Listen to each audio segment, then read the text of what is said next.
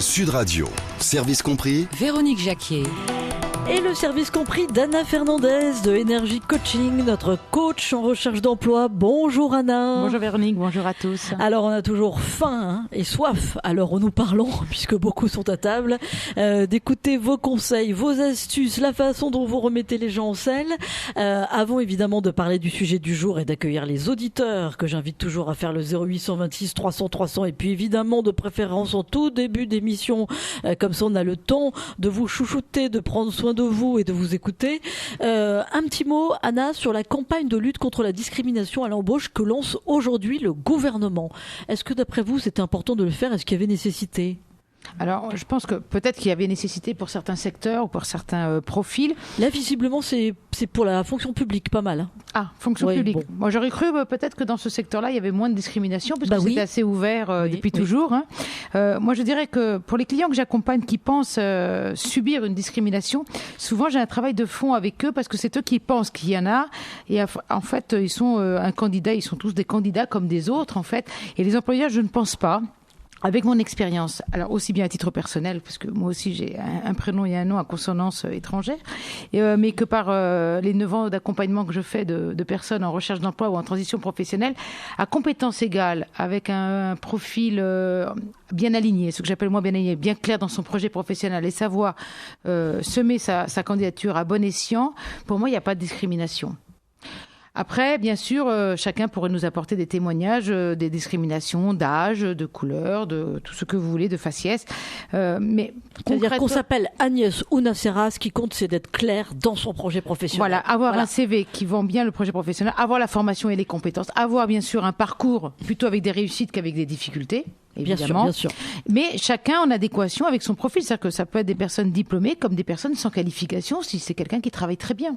Tout à fait. Voilà. Donc pour moi, on ne le dira jamais assez. De toute façon, le b.a.-ba dans cette émission, on a souvent des témoignages dans ce sens. C'est avoir confiance en soi, retrouver la confiance en soi surtout, pour se remettre en selle, pour retrouver un travail. Et être clair dans ce que vous cherchez et ce que les employeurs recherchent. Voilà. Et être clair, c'est vrai ça. Souvent vous le dites aux auditeurs, mais qu'est-ce que vous voulez exactement? Tout à fait. Quel est votre projet professionnel? Voilà. Quelles sont vos compétences que vous pouvez mettre en avant? Quelle est votre mobilité, puisqu'on parle en région? Quelle est la mobilité géographique possible ou un peu plus difficile? Alors, le sujet du jour, si je crée mon emploi, les conditions pour réussir. Oui, alors, déjà, je vais poser quelques préambules. On ne crée pas son propre emploi parce qu'on n'arrive pas à trouver un poste de salarié. Ça, c'est une fausse excuse. On peut se poser la question, après avoir été salarié ou après avoir déjà créé une première structure, tiens, j'ai peut-être des talents, des qualités, des compétences, je peux en faire quelque chose. Souvent, les personnes qui viennent à moi hésitent. Et alors, je dirais, avant, il y a quelques années, c'était hésiter à partir de 45 ans. Est-ce que je continue à être salarié ou je crée quelque chose?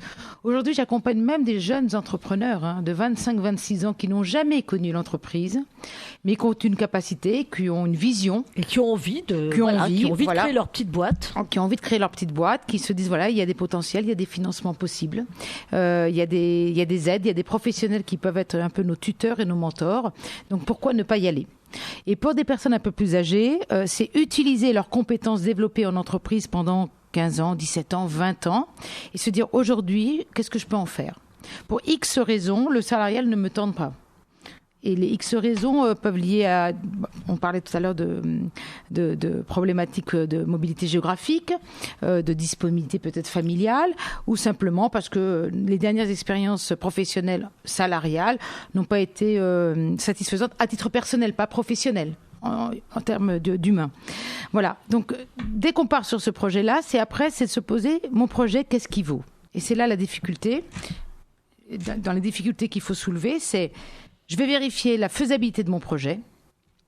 Je vais vérifier la capacité de ce projet à survivre 1 an, 2 ans. C'est-à-dire, souvent, les gens qui se lancent dans des projets pensent que rapidement, ils vont gagner de l'argent, avoir une crédibilité, une reconnaissance, voire une notoriété. C'est souvent un travail de longue haleine. Oui, alors souvent on dit, nous coachs, on dit souvent, voilà, il faut passer les 2 ou 3 ans, il ne faut pas s'attendre avant tout de suite à avoir une rémunération. Alors pourquoi 2 ou 3 ans? Souvent, c'est la période aussi que Pôle emploi vous prend en charge. Donc ça vous permet de tout préparer et à un moment de vous lancer. Sachant qu'en plus, selon la structure que vous allez créer, auto-entrepreneur, EARL, SARL, quelle que soit la structure, Pôle emploi peut vous faire une avancée de vos indemnités pour vous aider à vous lancer. Donc c'est souvent pour ça qu'on dit entre 2 à 3 ans, puisqu'il y a certaines personnes seniors notamment qui ont 3 ans de Pôle emploi à partir de 50 ans. Donc, ce qui est très important, c'est de se poser la question, c'est si demain je crée quelque chose, quelles sont mes compétences ? Quelle est ma crédibilité ? Quels sont les professionnels qui font déjà la même chose, dont j'ai moi-même la même idée ? Comment ils le font ? Donc, allez vraiment à la rencontre. Et franchement, les entrepreneurs sont plutôt bienveillants et complices à donner des conseils, à donner des idées aussi. Ils ne le voient pas comme une concurrence. Ils sont plutôt, voilà, il y a plutôt une complicité bienveillante. Donc ça, c'est le point important. Et puis surtout, d'aller jusqu'au bout du projet sur papier. Donc il y a le business plan, il y a le marketing, il y a la communication. Et puis qu'on vende un produit ou des services, on pense cible. Où je vais toucher ma cible ? Quelle est la cible que je vais toucher ? Comment je la touche ? Comment les décideurs vont se convaincre d'acheter mes prestations. Donc ça, c'est le point premier. Deuxième point, c'est dans le moral et dans le mental. Il faut rester positif et tenace. Il y a des portes qui se fermeront, d'autres s'ouvriront, et les rencontres des différents professionnels ou facilitateurs, que j'appelle facilitateurs, qui peuvent vous faire rencontrer des professionnels ou voir la cible, vont vous aider aussi à confirmer la réalité et la réalisation du projet. Donc ça, c'est le point aussi très important. Et quand on chute un peu, on peut toujours apprendre de ses erreurs. Donc ça, c'est aussi dans le côté ténacité, vraiment important. L'expérience des autres, il faut aller au-devant des autres, de ceux qui ont fait la même chose ou des projets un peu parallèles. D'ailleurs, est-ce que vous conseillez de se faire parrainer ? C'est possible ça, une sorte de parrainage ? Parrainage, de mentor, un peu, oui, voilà, tout à fait. On peut trouver des personnes qui vont vous aider à vous ouvrir des portes et être un peu le lien, un peu le coach, entre guillemets, pour savoir si vous allez vers le bon chemin. L'autre question que vous allez peut-être vous poser, c'est est-ce que j'y vais seul ou avec des associés ? Faire très attention au côté association, évidemment, dans le côté complémentarité de compétences, éthique et déontologie, bien sûr, et avoir un cadre juridique de partenariat ou d'association.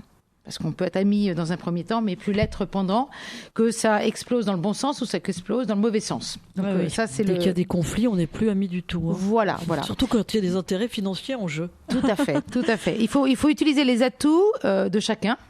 Voilà. Après, il y a le financement. Aujourd'hui, il y a plusieurs organismes de financement, en dehors des banques, qui peuvent vous aider à vous lancer dans vos projets. On a fait une émission avec l'ADI d'ailleurs, par exemple. Qui vante le microcrédit. On avait fait une belle émission là-dessus. Voilà. Et pour les jeunes entrepreneurs, il y a beaucoup de concours d'innovation où on gagne des prix. Et ces prix, qui sont assez conséquents, permettent de se lancer et d'acheter le matériel ou les services qu'il faut pour lancer. Alors, il y a les prix pour les jeunes entrepreneurs, il y a le microcrédit, il y a les chambres de commerce aussi qui épaulent pas mal. Tout à fait. Il y a les bureaux de gestion qui accompagnent également. Et puis Pôle emploi aide à financer d'une certaine partie des structures, des nouvelles structures. Donc ça, c'est vraiment le point important. Le mot d'ordre, surtout, c'est ténacité. C'est si on y croit et si des professionnels vous ont validé la crédibilité, la réalité de votre projet, c'est de se tenir, ne jamais baisser les bras, l'entourage, partager avec eux, mais surtout partager avec les positifs également, pas avec ceux qui pourraient un peu vous polluer, vous dire mais non, reste salarié, c'est pas une bonne idée. Dans un premier temps, je dirais rester un peu dans le secret pour quand vous en parlez à votre entourage proche, je parle vraiment très proche, qu'ils soient plutôt des soutiens et non pas des freins. Vous avez dit en préambule de l'émission, il ne faut pas se lancer dans la création de son emploi par défaut, c'est-à-dire si les portes se ferment quand on recherche évidemment un job et que en tant que salarié ça marche pas, se dire finalement je vais créer mon petit truc. Vous avez toujours que des mauvais retours ou parfois ça peut donner la greffe peut prendre quand même quand c'est par défaut? Alors, par défaut, moi, quand j'accompagne des personnes, souvent, on part sur des postes salariales et puis je fouille avec eux leurs passions, des occupations, leurs réalisations même en tant que salarié. Et souvent, je pose la question, quel que soit l'âge, je dis, et une idée de création, vous n'en avez pas?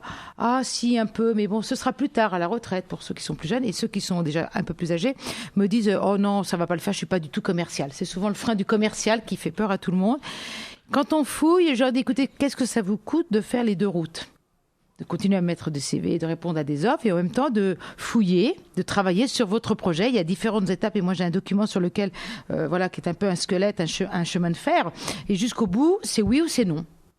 Et ce travail-là, ça les tente plutôt. Et souvent, l'énergie peut être décuplée dans la création du projet plutôt que dans la recherche d'emploi. Évidemment. Et ils se disent, bon, c'est pas par défaut, mais peut-être que je serai plus heureux, plus heureuse en allant sur mon projet. Il y a une possibilité, il y a une cible, il y a un marché, ce que diraient d'autres. Mais surtout, de nos jours avec Internet. C'est-à-dire qu'on a vu des belles histoires de réussite comme ça. Ah oui, en e-commerce. De femmes, par exemple, qui adoraient la couture, qui faisaient leur petit business à la maison, et puis elles ont eu de plus en plus de demandes, de sacs ou autres, et puis ça a donné de belles histoires. Et puis de reconversion totale. Moi, je connais des personnes que j'ai accompagnées. Elles étaient salariées sur des postes de fonction support très administratives, ont suivi des formations, par exemple, de sophrologue, et aujourd'hui donnent des cours de sophrologie en collectif et également des séances en individuel. L'individuel, ils le font dans une pièce de chez eux qu'ils ont aménagée. Le collectif, ils le font au sein d'associations. Donc, ils sont arrivés à trouver leur marché par deux biais. Le biais direct, où elle fait de l'individuel, et le biais collectif au vu d'associations. Et donc là, elle est passée par une formation, parce que souvent, les créations d'entreprises, pour certaines d'entre elles, on doit passer par une formation. Voilà. Moi-même, j'ai fait une reconversion, je suis repassée par une formation universitaire, alors que j'ai toujours été salariée pendant 20 ans. Donc souvent, quelquefois, il sera nécessaire pour une crédibilité, pour une éthique, pour peut-être s'inscrire à un ordre ou à une fédération, de suivre une formation. Et la crédibilité des formations, c'est envers soi-même, avant tout. Après, c'est avec les clients. Évidemment. Pour bien comprendre donc ce qu'est le coaching, j'accueille Myriam. Bonjour Myriam. Bonjour. Alors, Myriam. évidemment, j'en profite pour dire aux auditeurs de Service Compris qu'ils rebondissent sur ce que vous venez de dire, Anna. Mais on donne toujours une petite tonalité positive dans cette émission parce que je sais qu'elle est très écoutée, mais que ceux qui nous écoutent, justement, n'ont pas toujours le courage de prendre leur téléphone pour se remettre en selle, pour exposer leur vie, pour dire ça fait 3 ans que je galère et je ne m'en sors pas. Donc, Myriam, vous allez être notre petit rayon de soleil. Vous allez nous expliquer comment Anna, justement, vous a accompagné pour réussir. Alors là, vous avez choisi Anna pour réussir un entretien dans votre école, c'est ça? Puis ensuite pour trouver du travail? Un stage. Oui. Un stage. Oui, un stage, exactement. Donc en fait, j'ai fait appel à Anna pour un entretien, donc pour entrer en Master 2. Et ensuite, j'ai fait encore appel à elle, justement, pour trouver mon stage de fin d'études. D'accord. Vous avez quel âge, Myriam? 25 ans.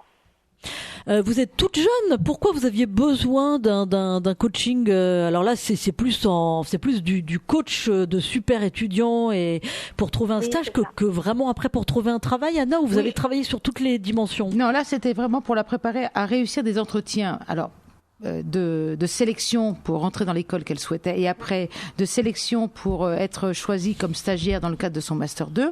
Mais en fait, ça va déjà la préparer pour des entretiens d'embauche dans 1 an. Si elle arrête son cursus après son Master 2, elle va se trouver sur le marché de l'emploi maintenant dans quelques mois.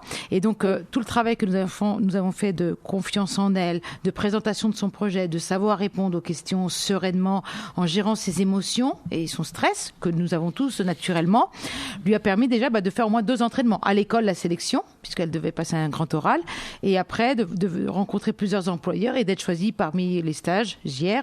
Et là, il y a un bon nombre de stagiaires qui se présentent, d'autant plus que Myriam va vous l'expliquer, elle est dans un secteur où il y a une belle compétition. Vous êtes dans quel secteur alors, Myriam? Alors, dans le secteur du marketing, et justement, en fait, j'ai fait appel à Anna puisque j'avais aucune expérience d'entretien.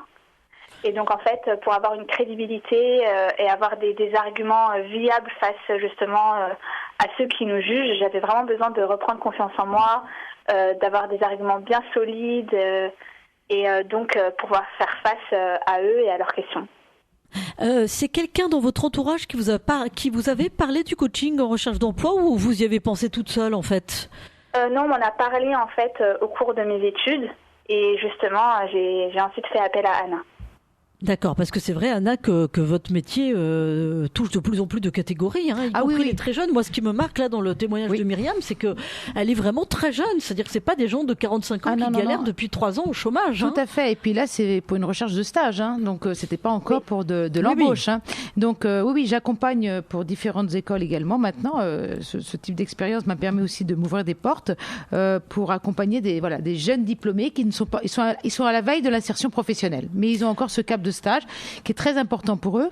Et donc le secteur également dans lequel vivote Myriam, navigue Myriam, c'est le luxe. Donc c'est très difficile puisque voilà, il y a beaucoup de sélection. Voilà, beaucoup de demandes, peu de place.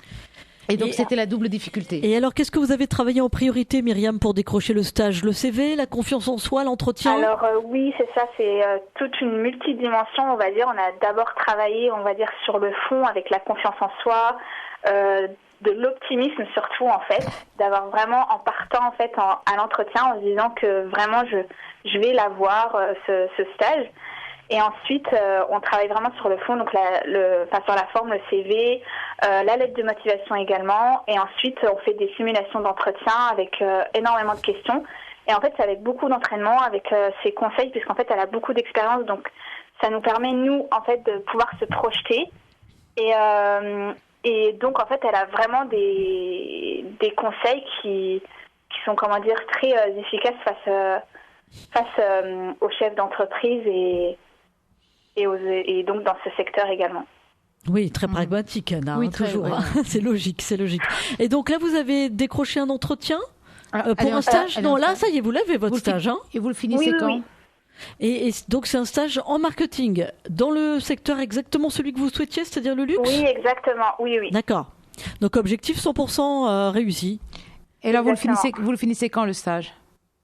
Je le finis donc dans un mois. D'accord. Et après, c'est le marché du travail. Exactement. Voilà, bon, écoutez, on vous souhaite beaucoup de courage pour affronter ce monde-là, celui du monde du travail. Ça, c'est plus c'est plus un long fleuve tranquille. Là, on commence à affronter quelques vagues. Bon courage à vous, Myriam. Merci, Myriam. Un bon exemple qui peut interpeller toutes les mamans qui sont à l'écoute, qui se disent, moi justement, mon rejeton, je sais pas comment lui mettre le pied à l'étrier, je sais pas quoi en faire, il a pas confiance en lui. Ça peut être un bon moyen. Sud Radio, service compris. Véronique Jacquier.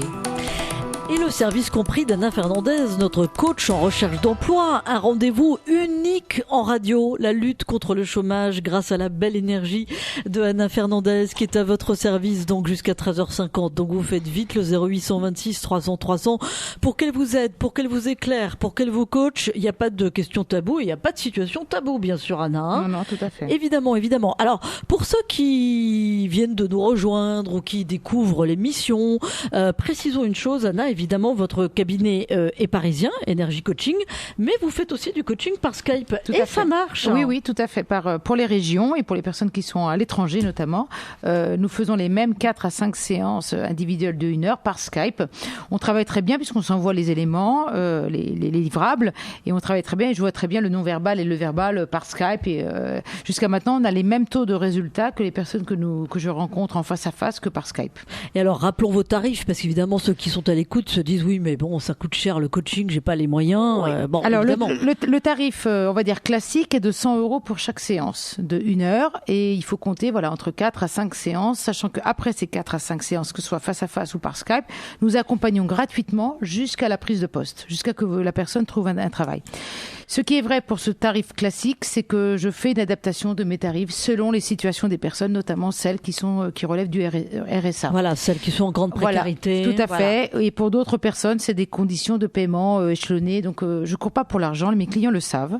Oui. Je cours pour des résultats. D'ailleurs, vous avez aidé gratuitement certains auditeurs de Service Compris qui ont retrouvé du travail d'ailleurs. On avait eu leur témoignage pendant l'émission. C'était formidable de voir des gens qui changeaient et des vies qui changeaient. Tout à fait.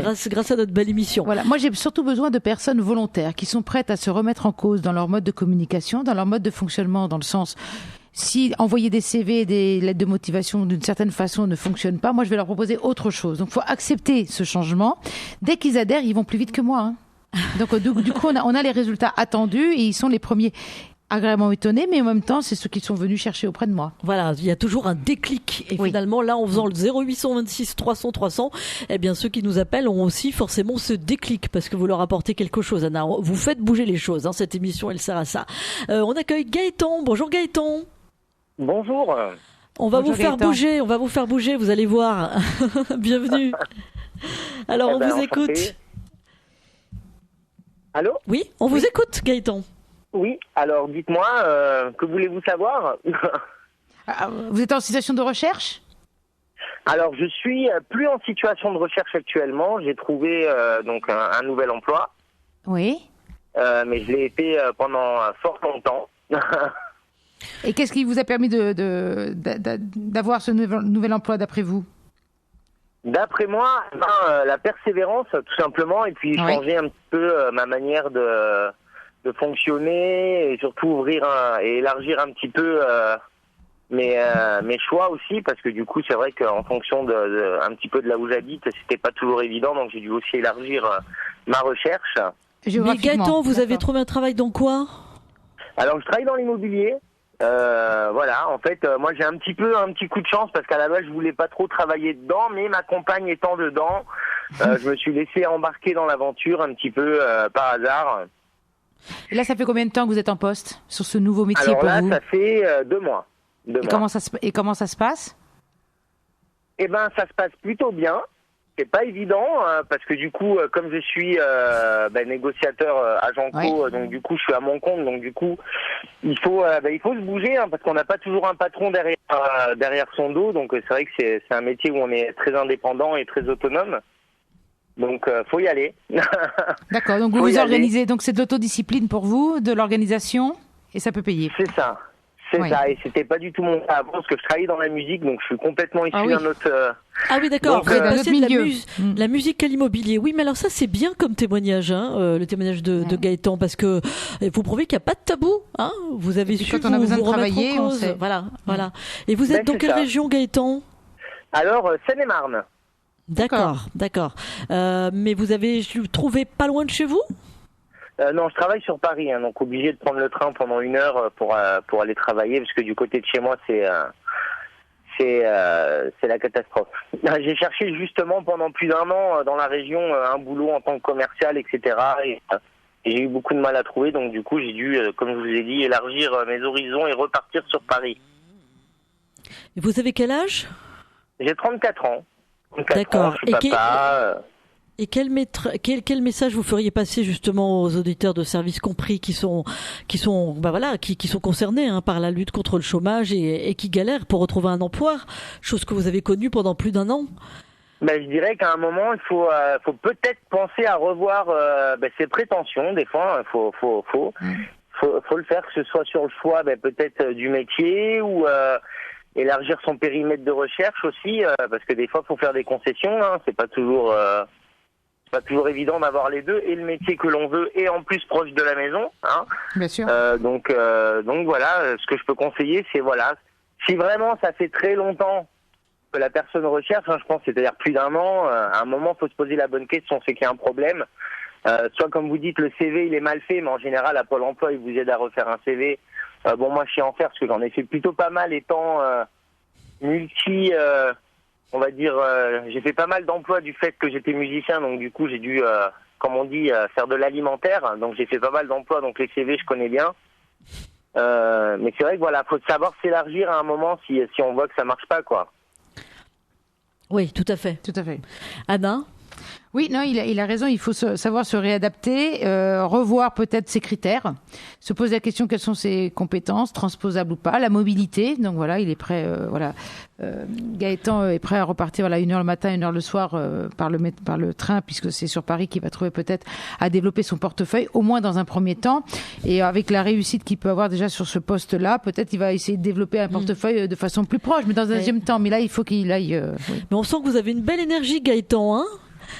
Il faut, on n'a pas le choix.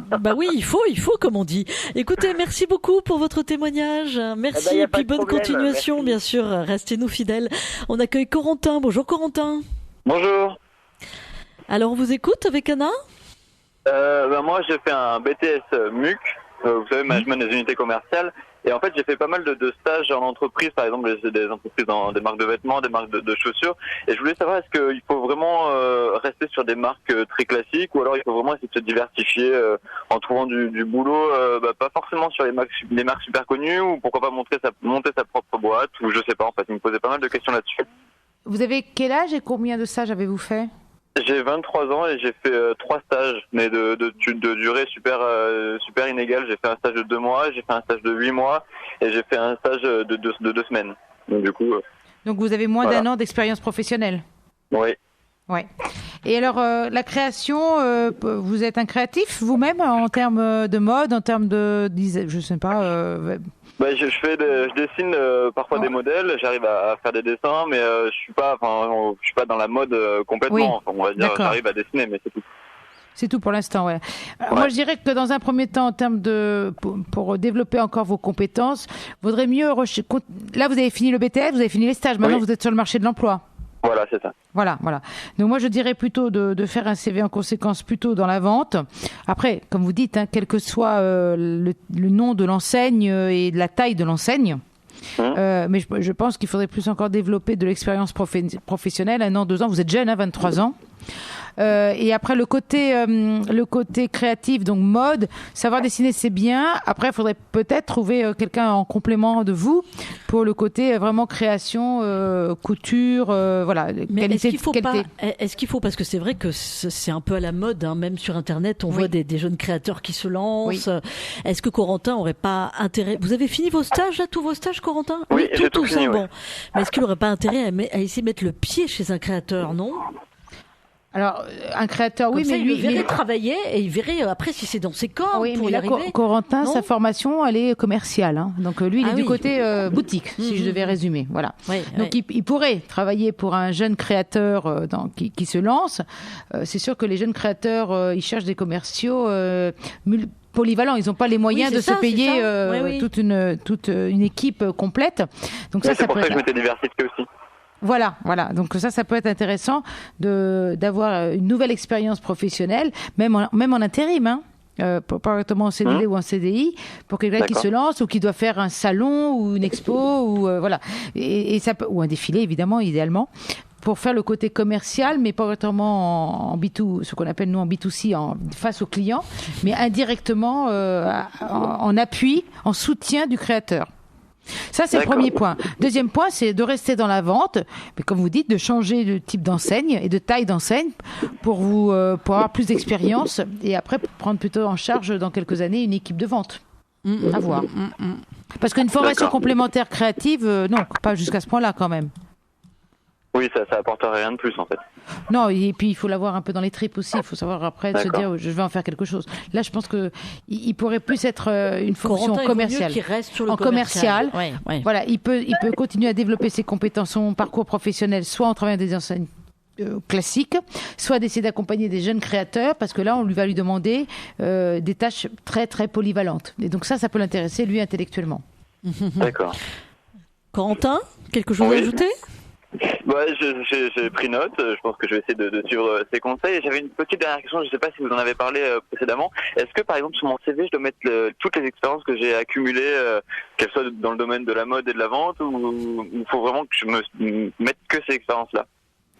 Ah non, moi je dirais j'ai travaillé dans un fast-food. Est-ce que je le mets ou est-ce que je le mets pas du tout?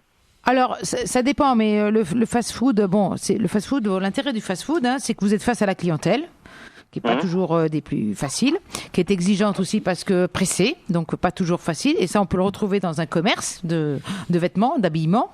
Donc, moi, je dirais que oui, vous pourriez le mettre. Simplement, vous y mettez qu'une seule ligne. Vous ne donnez pas de détails de ce que vous faisiez chez McDo, pour ne pas citer. Ouais, c'est ça, exactement, d'accord. Voilà. Mais une petite ligne. Mais ça montre déjà que vous vous êtes toujours bougé pendant vos études, que vous n'avez pas peur d'être face à la clientèle. Voilà, donc pour moi, c'est des points plus. Il ne faut pas les retirer, ces postes dits alimentaires, même s'ils n'ont rien à voir avec votre fonction cible de demain. Non, c'est des points plus. Là, en fait, à l'âge qu'a Corentin, il faut les laisser pour l'instant. Bien sûr. D'accord. À partir de quel âge ça devient un peu, pas obsolète, mais de mettre les stages ou... Mais les stages, c'est toujours bon à mettre puisque c'est de l'expérience professionnelle, que ce soit stage ou alternance. Oui, mais quand on a 35 ans, on le met plus sur son CV.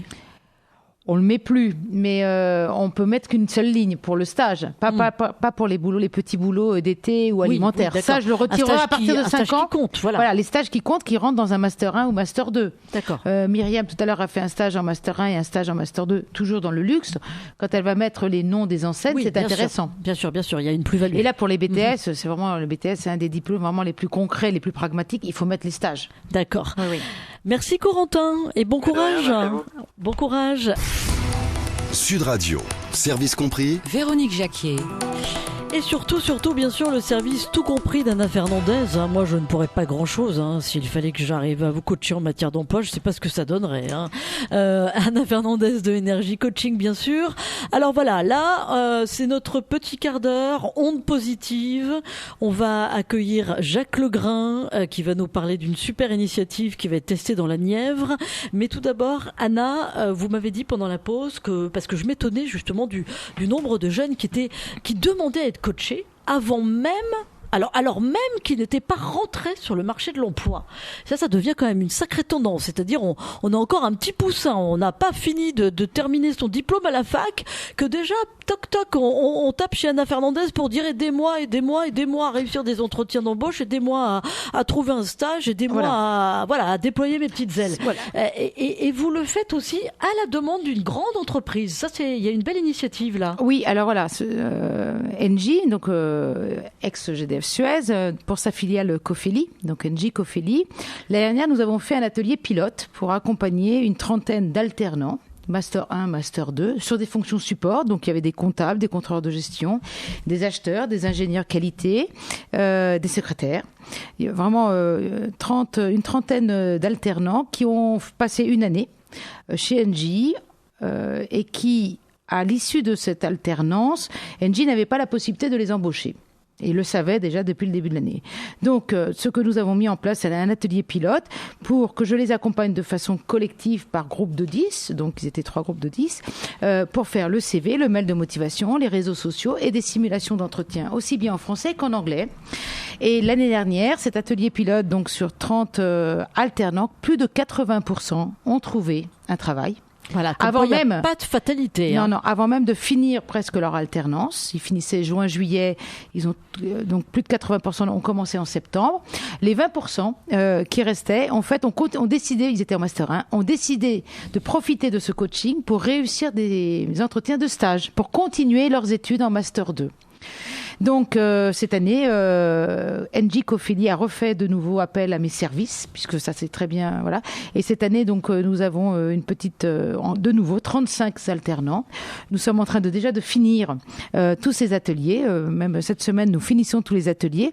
Ce sont des jeunes qui vont se présenter sur le marché du travail entre début juillet et début septembre. Et déjà, à l'époque que nous sommes, il y en a déjà 3 qui ont déjà trouvé des postes et n'ont pas fini encore leur alternance. Donc, on leur offre, c'est un cadeau de l'entreprise, de dire voilà, on peut pas vous embaucher, mais on va vous aider à vous préparer à votre insertion professionnelle par quelqu'un qui est professionnel, qui va vous expliquer les codes du marché, les codes des entretiens, le CV, les réseaux sociaux, comment le faire, parce qu'ils sont très Facebook, mais beaucoup moins LinkedIn et Viadeo. Et donc, on a un super retour. Donc, c'est des ateliers collectifs, très interactifs, très concrets. Donc, c'est beaucoup d'échanges. Je les mets vraiment pas de façon passive devant un PowerPoint. Ça, ils ont compris comment je travaille. Et du coup, on a une très belle énergie qui se dégage, une grande satisfaction de la direction des ressources humaines.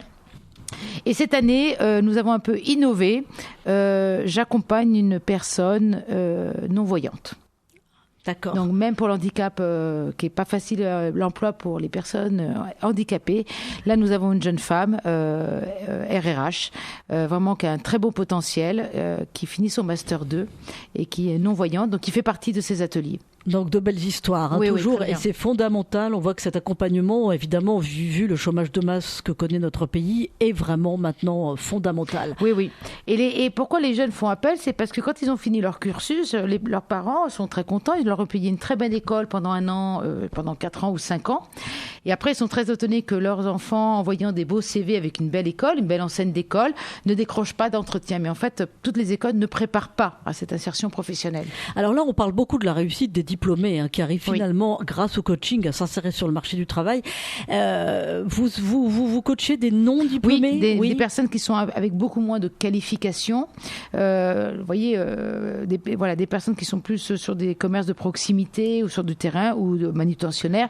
Et j'ai déjà accompagné notamment pour des résidences sociales au titre des mairies, des personnes, même étrangères, parlant très peu français, mais qui étaient des très bons maçons, peintres, dans le bâtiment.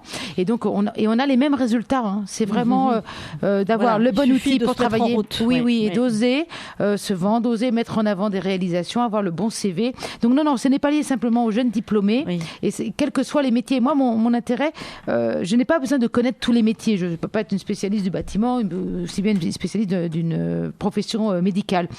Je travaille vraiment sur le savoir-être. C'est comment se présenter, comment avoir de l'assurance, comment donner confiance aux recruteurs. Et après, on met en place des outils en adéquation. Et donc, dès qu'on adhère à ces outils, ça va très vite. Oui. Le savoir-être, hein. Oui. Voilà, on met un coup de projecteur toujours là-dessus dans cette émission Service compris. Alors, des ondes positives encore, avec un projet qui va changer la vie de chômeurs de longue durée. Ça se passe dans la Nièvre. C'est ATD Carmonde qui a imaginé pour ce territoire une solution, proposer à des personnes qui recherchent un emploi depuis au moins 1 an, donc des chômeurs de longue durée, un CDI rémunéré au SMIC. Ils seront employés par une entreprise solidaire pour répondre aux besoins de la population, des besoins qui ne sont pas satisfaits par des entreprises locales. Donc il y a un créneau à prendre, comme on dit. Et pour en parler, nous sommes avec Jacques Legrain. Bonjour. Oui, bonjour. Vous êtes le président de la communauté de communes entre Nièvre et Forêt. Hein, donc vous êtes en plein dans ce projet. Vous y croyez plus que jamais, hein, parce que vous en avez vu des choses qui tentaient de se faire pour les chômeurs. Mais là, vous dites ça, là, on tient le bon bout. Exactement, on tient le bon bout parce que nous avons donc eu une promulgation donc d'une loi donc le 29 février donc 2016. Pour une loi d'expérimentation donc sur notre territoire et 4 autres territoires donc expérimentaux donc déjà engagés. Ça fait déjà donc 3 ans à 4 ans que nous travaillons cette expérimentation donc avec ATD Carmonde et donc cette promulgation de loi on nous assure que donc d'ici le 1er juillet, donc tous les décrets d'application seront donc parus et on sera opérationnel à partir de septembre-octobre donc pour effectivement offrir sur ce territoire à des chômeurs de très longue durée plus d'1 an d'inscription donc au chômage. Ça fait à peu près 280 personnes donc qui sont concernées sur notre territoire. D'offrir donc à ces gens des contrats à durée indéterminée à temps choisi au SMIC sur donc des utilités non pourvues sur ce territoire, des services à la personne, même des réponses économiques dont on a besoin pour effectivement donc faire un territoire attractif où il fasse bon vivre. Voilà. Ces postes vont être financés par les économies réalisées grâce à la sortie du chômage de ces personnes. C'est ça qui est intéressant. Voilà, oui. Parce que si vous voulez, donc une personne au chômage coûte tous les budgets donc sociaux, chômage, RSA, etc. entre 15 000 et 17 000 donc euros donc par personne. Et donc cet argent-là va être réaffecté, c'est-à-dire sans surcoût de nouveau donc au niveau des budgets donc État ou départementaux. Cet argent-là va être réaffecté donc pour financer donc ces travaux d'utilité donc sociale et financer donc ces gens donc rémunérés au SMIC. Donc la méthode, c'est bien de transformer des allocations chômage de longue durée en salaire contre des travaux utiles. Hein. Donc ça, c'est quand même une très très très bonne idée. Donc quel type de mission vont avoir ces anciens chômeurs, hein? Allez, on va le dire, ils sont bientôt sortis du tunnel. Voilà. Alors, si vous voulez, donc, on a déjà répertorié sur le terrain donc toutes les capacités, les désirs, les potentiels donc de ces chômeurs, parce que l'idée originale et la méthode, c'est partir donc des capacités, des travaux que savent réaliser ces chômeurs pour pouvoir donc trouver sur le territoire et créer donc des activités utiles au territoire. C'est-à-dire que, par exemple, donc, on est sur une expérimentation donc de maraîchers. Eh ben, on a trouvé sur les territoires une dizaine de personnes qui ont déjà travaillé dans ces domaines-là, ou qui ont la motivation, à savoir-faire, la motivation donc de s'engager là-dessus.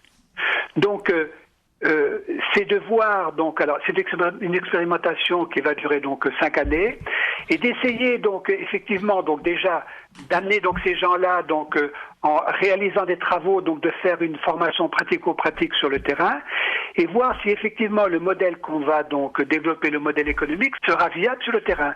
Et à ce moment-là, effectivement, créer donc des entreprises et sortir ces chômeurs, ces nouveaux salariés donc du travail précaire.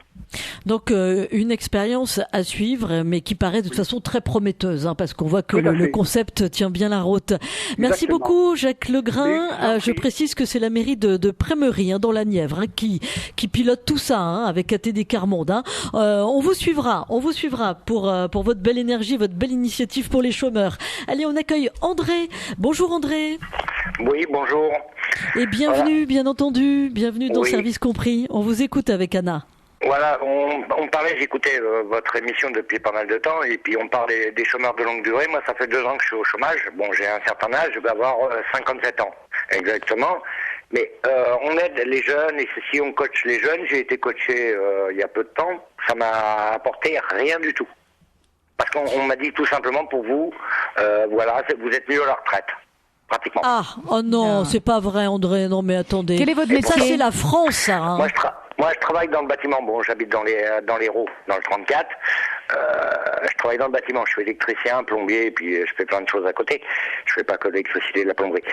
Mais on m'a dit, bon, monsieur, vous êtes trop vieux maintenant. Vous avez 55 ans, on vous a dit ça. Non mais alors. 57 ans. 57, je peux en avoir.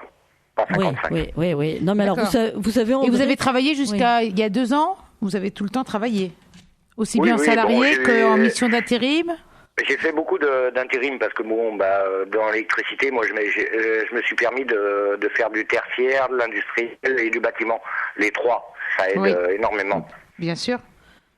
Et là, les sociétés d'intérim ne vous donnent plus de mission depuis 2 ans? Non, j'ai bossé 8 jours il y a 1 mois et demi, mais c'est tout. Pratiquement, j'envoie des CV quand je revois par rapport à Pôle emploi. Mais bon, j'ai jamais de réponse. À 80% ici dans l'Hérault, il n'y a pas de réponse. D'accord.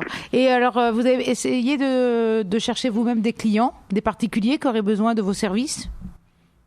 C'est ce que j'essaye de faire, mais c'est pas évident parce que moi, je suis déjà chez un particulier où je suis hébergé gratuitement et je fais des travaux.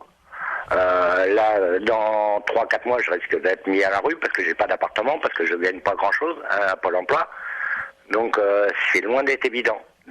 Par recommandation, par voisinage, de toucher le bouche à oreille. Oui, le bouche à oreille, ça marche. On m'appelle des fois parce que vous travaillez bien, on m'appelle parce qu'on me connaît au niveau travail. Je suis méticuleux. Bon, je suis pas handicapé. Je bosse énormément. S'il faut faire des 10, 12, 15 heures par jour, je les fais. Ça me dérange pas. Et même des sociétés de services à la personne. Là, il y a un gros gisement d'emploi, André. Qui ont besoin qui ont des clients un peu âgés, qui ont besoin de travaux de ce style-là. Vous y avez pensé aussi de vous y inscrire comme les sociétés d'intérim? Oui. Je me suis renseigné il y a quelques années et il y a 3, 4, 5 ans, ça n'a pas donné grand-chose. Bon, maintenant, ici, dans l'Hérault, c'est très dur. En tant qu'homme, rentrer chez des gens, des personnes âgées, souvent, on préfère des femmes, mais les hommes, non, pas trop. J'ai remarqué. Oui, mais alors pour les plombiers... André, il faut passer par une société qui organise ça, c'est-à-dire mais c'est lui qui intervient quand même chez la personne. Oui, bien sûr. Mais dans vos travaux, ce sera plus masculin que féminin. Oui, non, mais ça, c'est sûr. C'est sûr, pour faire de l'électricité, de la peinture, de la plomberie. Voilà. Et puis vous êtes envoyé par comme dit Véronique, vous êtes envoyé par une société. On sait très bien qui vient, à quelle heure. Ils ont tout bien vérifié côté crédibilité. Oui, côté crédibilité, oui, André. Oui, mais j'essaye justement par rapport à Pôle emploi de me renseigner et tout ça, par rapport à Internet, de regarder partout, voir des sociétés. Et là où je suis, ça apporte rien, ça n'aboutit rien. Je suis dans l'Hérault et puis il n'y a rien. Même pour les jeunes, je crois. D'accord. C'est un département où c'est catastrophique. D'accord. Même avec pourtant, dans le secteur du tourisme, les dans campings, les hôtels, là, pendant la période saisonnière qui commence, il n'y a pas plus de besoin? Je me suis renseigné et puis ça a donné que oui, on veut bien, mais travailler dans un camping et tout, mais les frais de transport, tout est à votre charge et tout ça. Je me retrouve avec 600 ou 700 euros à gagner par mois. Ouais, c'est compliqué, c'est compliqué. Oui. Donc, c'est pas la peine de gagner à peu près 150 euros de plus que je touche parce que je suis à la SS. J'ai plus le droit au chômage, je suis à la SS. André, vous savez quoi? On va pas vous lâcher. On va réfléchir avec Anna, avec ce qu'on peut faire pour vous.